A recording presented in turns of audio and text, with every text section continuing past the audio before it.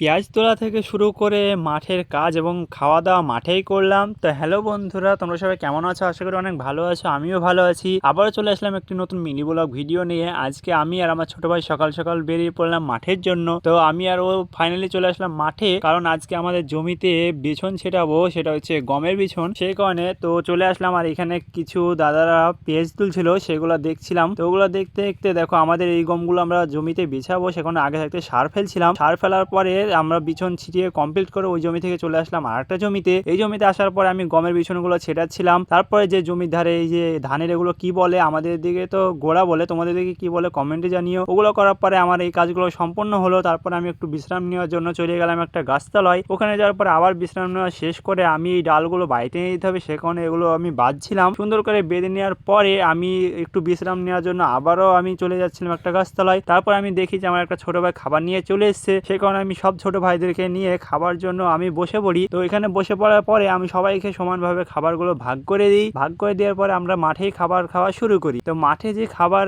এটা একটা কেমন অনুভূতি, যারা খেয়েছে একমাত্র তারাই জানে বন্ধুরা।